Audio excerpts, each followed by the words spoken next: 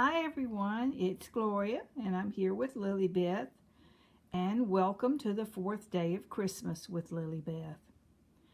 I'm going to use this video today for a dual purpose. Mia from Mia's Dolls and Fun has come out with a really fun tag, and I'm going to answer those questions in just a few moments. I'd like to show you though what I have on Lily Beth today. This is by Little Me, and this is newborn size, and it is a little sleeper. I bought this at the end of the season last year, so it's new, and I just think it is so adorable.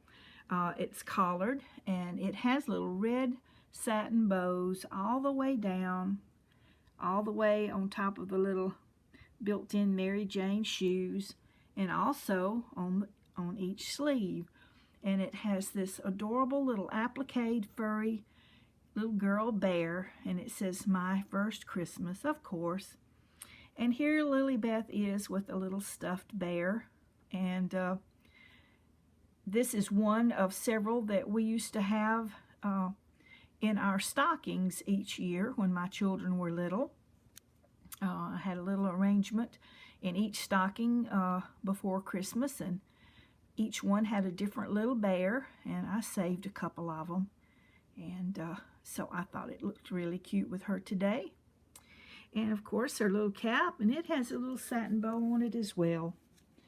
So I just think she looks very, very Christmassy in this little polka dot sleeper, and I love the weight of it, and I love the way it fits too. So let me go on, and I have the little questions here on my phone. So let me get it. Phone went to sleep, so hold on just a moment. There we go. The first question says, Aunt Fanny is serving her fatal 5-pound fruitcake for dessert on Christmas Eve. You A, fake a tummy ache and slip away. B, nibble on a small piece and be polite. C, ask for seconds. Fruitcake rocks. Well, I, like many others, do not care for fruitcake. My mother made one every year, and I never liked it. And my brother-in-law was in the JC's, which is a men's organization, and they sold Claxton fruitcakes every year to raise funds. So we always had several of those around the house, and they lasted well into the year until I guess my mother finally got tired and threw them away, but they were like a solid block of candied fruit. I didn't like those either. But if it were my aunt and I were at her home, you know, I've always been taught to be gracious and to be polite, whether I liked food or not, to at least give it a try. So I would say B. I would nibble on a small piece to be polite. Number 2, you just unwrapped a soap basket from wealthy cousin Wilbur, aka the regifter. You know you gave that same basket to him last Christmas. You A, mumble that it looks familiar, then pass it on to your hairdresser. B, thank him and wonder what he does with all his money. Or C, accept the gift and donate it to charity. I would say C. I would accept the gift and donate it to charity. I had a situation a couple of years ago at Christmas. I gave a Christmas party at my home, and one of the ladies, knowing that I love tea, brought me a gift of a box of 10 different tea bags, a beautifully wrapped and presented present for Christmas. And I loved it, but it just so happened that I kept several of these on hand myself to give as Christmas presents, because I have, at that time, you know, I had a tea society, and I had lots of friends who liked tea, and so when I would go to you know, their little Christmas get-togethers or whatever, I would always bring that as a hostess gift. And the next Christmas, the lady gave a Christmas party at her house, and we went to her house, and I knew that she loved tea, so I gave her the package of tea.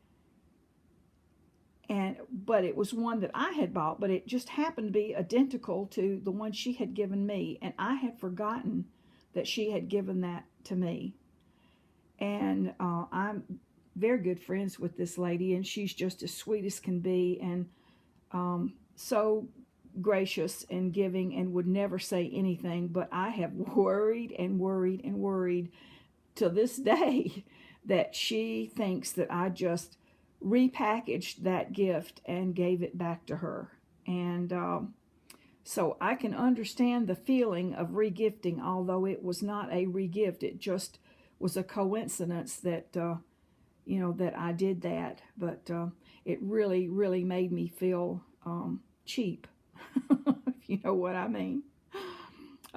Number 3, nosy neighbor Nancy not only invited herself for Christmas dinner, but she snooped around and found your room full of reborns.